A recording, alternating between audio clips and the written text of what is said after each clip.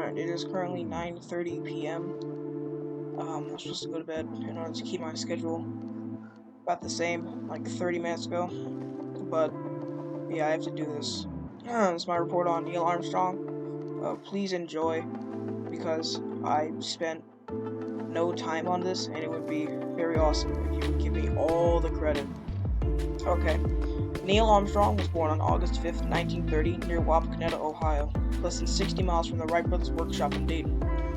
1936, when he was around 6 years old, young Neil rode in his first airplane, a Tin Goose, as they called it, Ford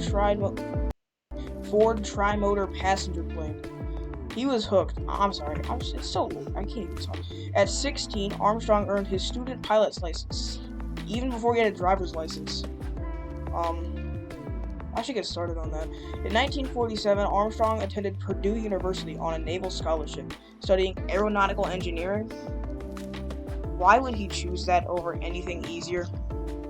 As part of his scholarship, the Navy trained Armstrong as a fighter pilot in Florida. His college studies were minorly interrupted by the outbreak of the, Korean War, where he was kind of forced to fly 78 combat missions.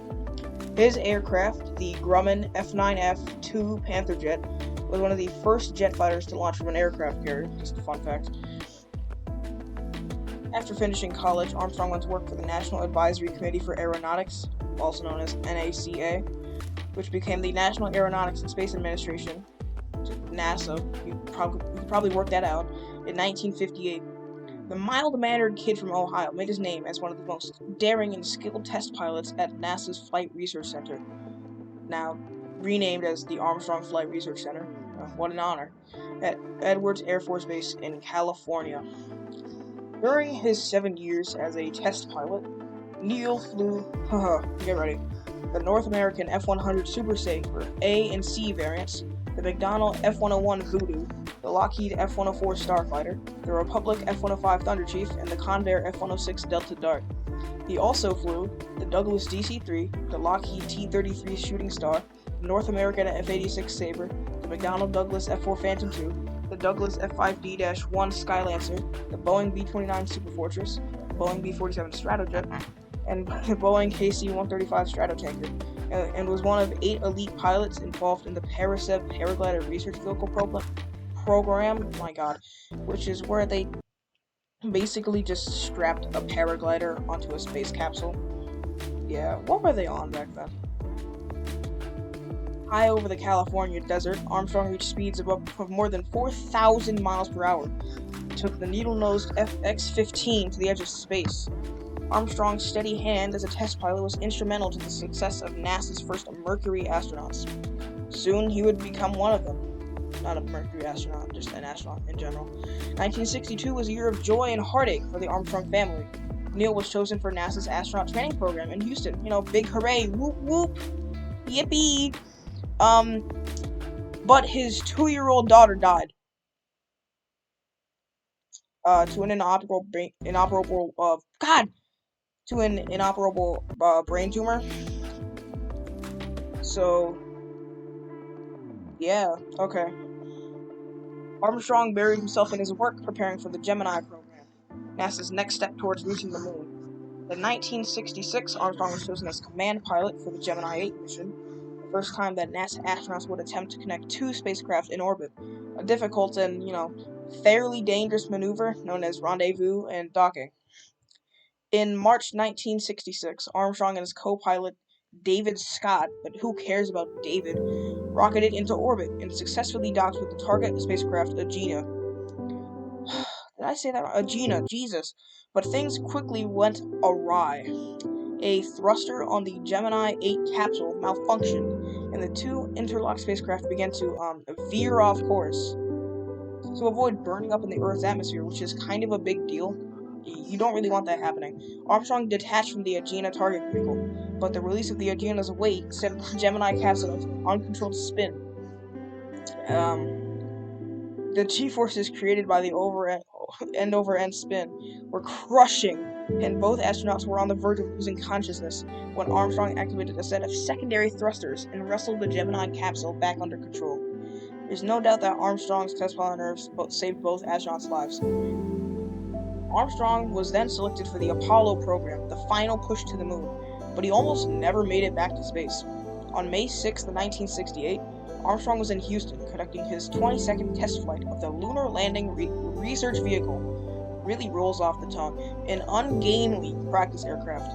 Without warning, the LLRV veered out of control because, they couldn't make anything good back then.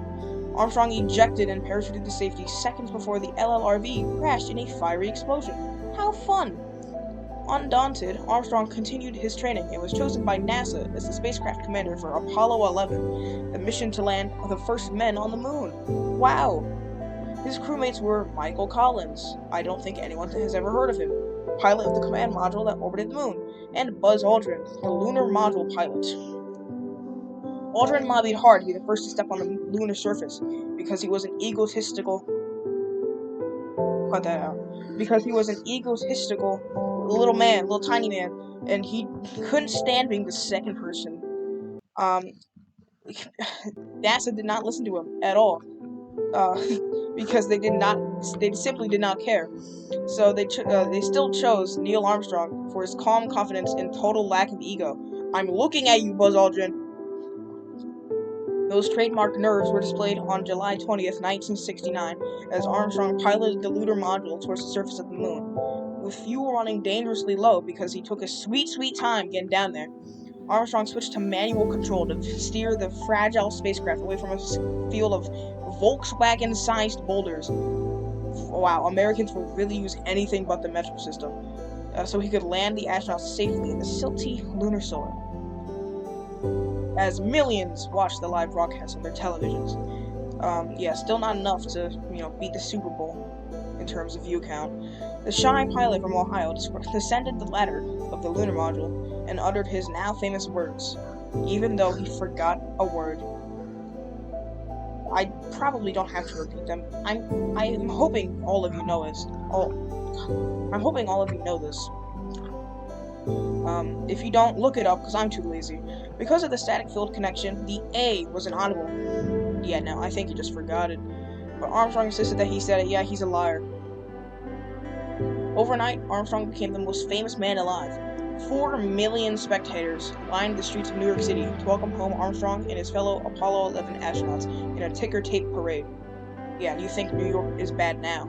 Imagine it then. But Armstrong wasn't in it for the fame and accolades. He quietly went back to a desk job at NASA headquarters in Washington, D.C. because he was boring.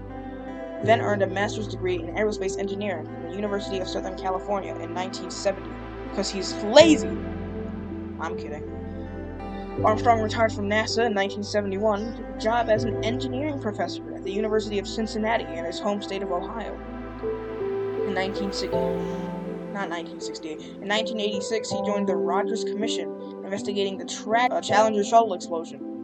Later, Armstrong served on a number of corporate boards in the aerospace industry, Jesus, so late, and testified before Congress about the importance of maintaining a manned space program, even though they kind of didn't listen. In 2005, Armstrong consented to a rare television interview on 60 Minutes, which I don't think anyone watches in general, in which he was asked directly if he was uncomfortable with the fame of being the first man on the moon. His words, "No, I just don't deserve it. Stop being humble," replied Armstrong, smiling. Circumstance put me into that particular role. That wasn't planned by anyone. Alright, we're getting to the big womp womp part now. The big sad. In 2012, Armstrong went in for heart bypass surgery, and the 82-year-old astronaut died of complications from the surgery. Rest in peace, Neil Armstrong. You did some crazy things for American history. You are definitely missed. I miss him. I don't care if you don't. I do. Alright? There's one thing we've learned from all this, however, and that is don't get surgery. Okay? That is the one lesson to learn from all this. Neil Armstrong died from surgery.